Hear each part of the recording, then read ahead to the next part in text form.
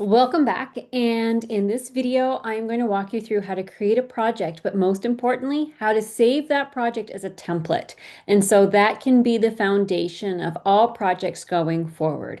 So to get started, I always like to start at my dashboard, and you're going to click on the create project button under quick actions. Now you could go over to your project folder, and when you do that, at the top right you will see the ability to either create with Max, which is our AI assistant, and they in Mydoma are happy to walk you through that, or you can click Add Project. But again, the Add Project is going to bring up the same dialog box that you see here.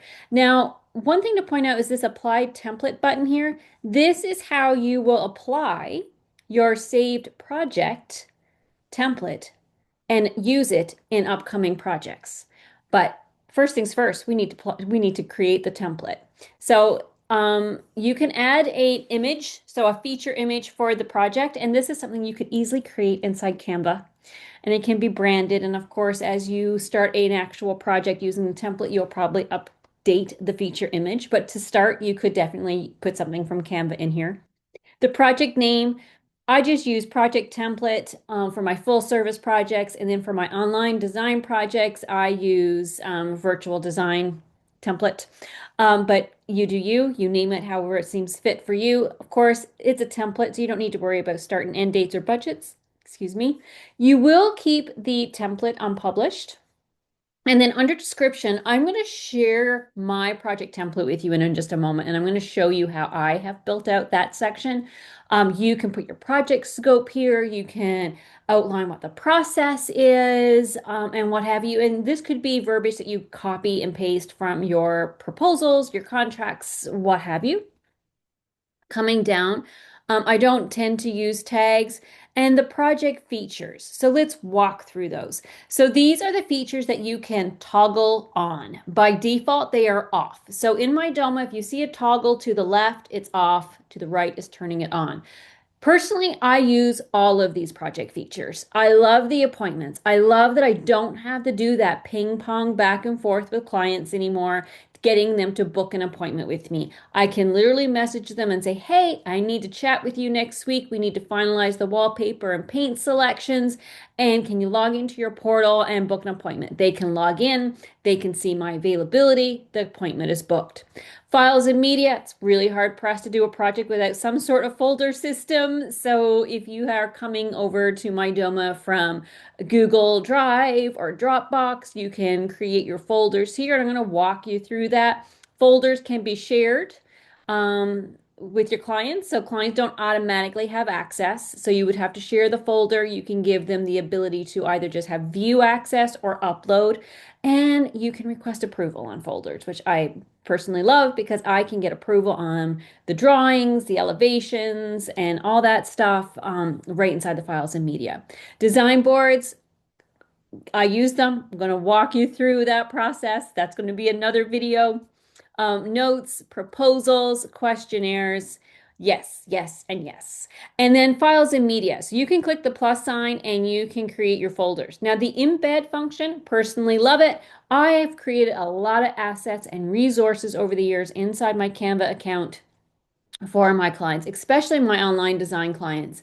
And so I can embed all of those into here. They're pretty. I'm not having to send links. I'm not having to go into Canva and download them repeatedly. They just live inside here. Love it.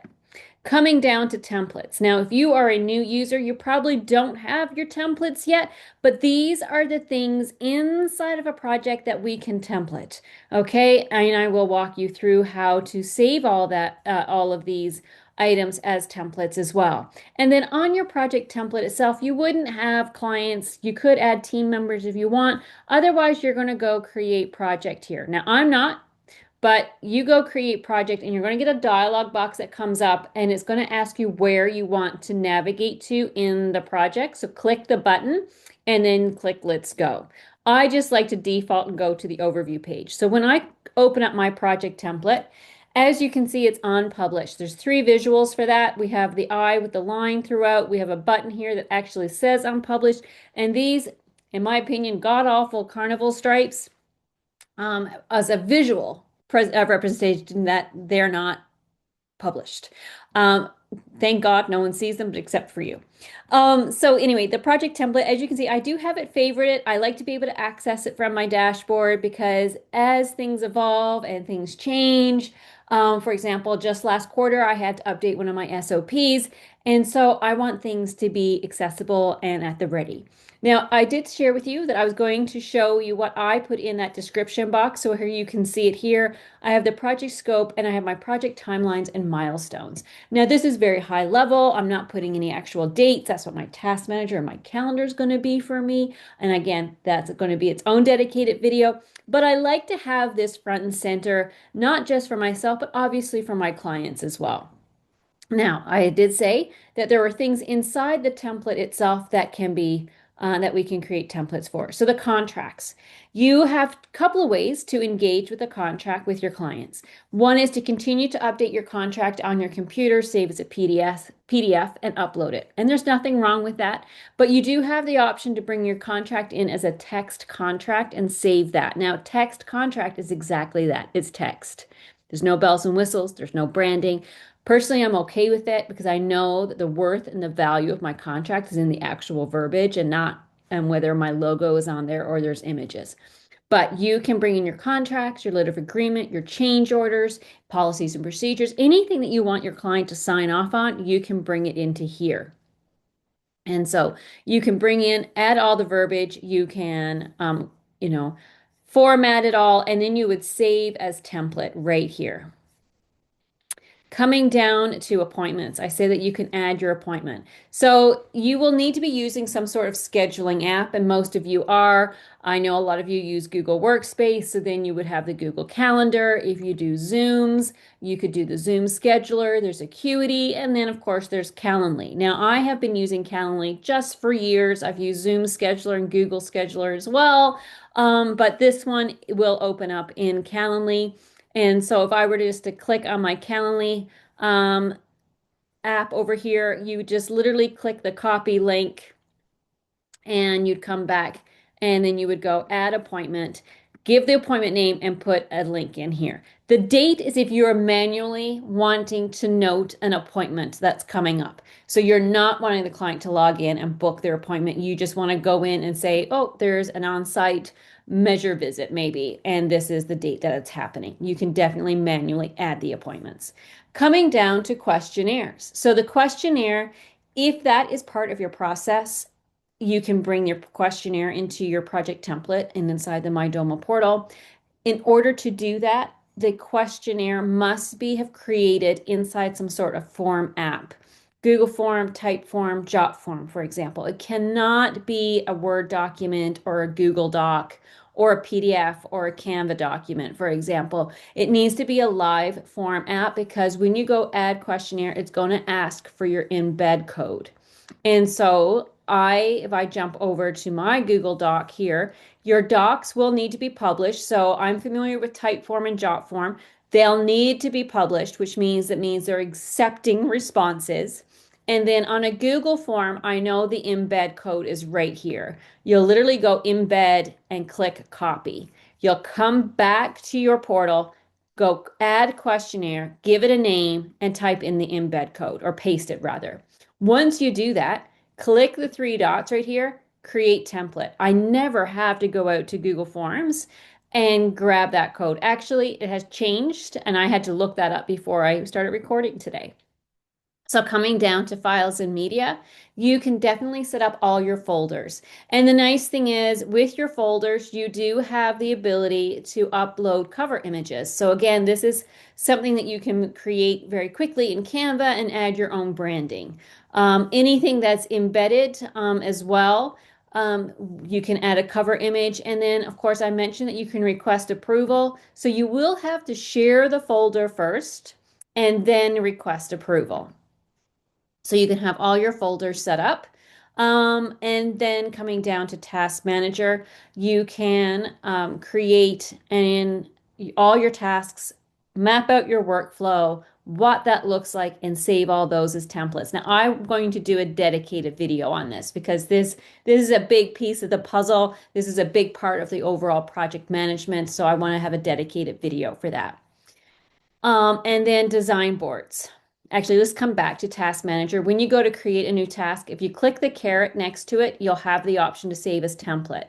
If you open up an existing task, you can click the three dots and save as template.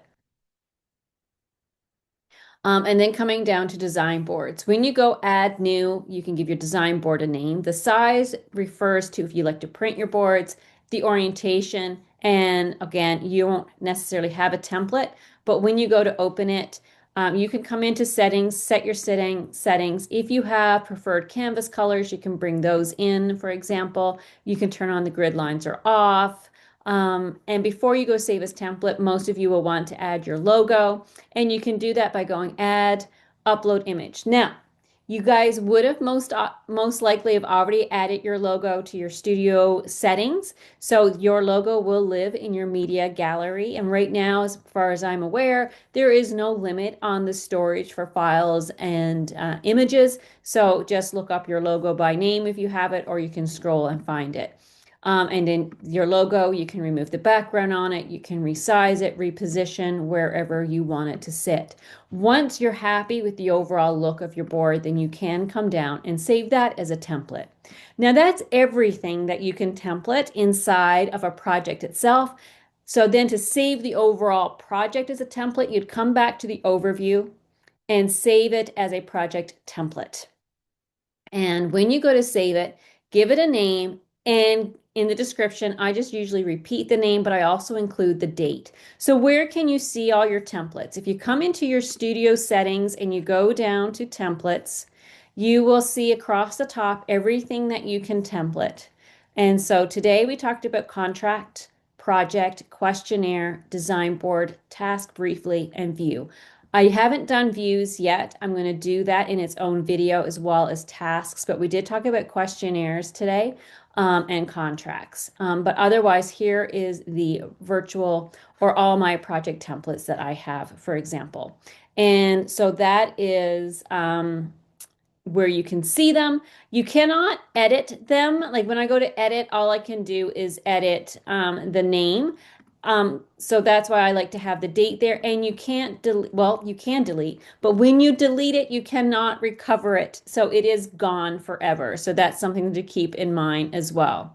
So just coming back to the dashboard, that is setting up your first project. Definitely recommend taking the time to build out your template. And I will come back next and we'll talk about setting up views, sourcing, pricing, trade versus retail, discounts, markups, all that good stuff. And we'll also talk about the task manager and mapping out that workflow. Until next time, I hope you found this video helpful. And don't forget to subscribe and turn on notifications because I will be building out this playlist as we get going here. Bye now.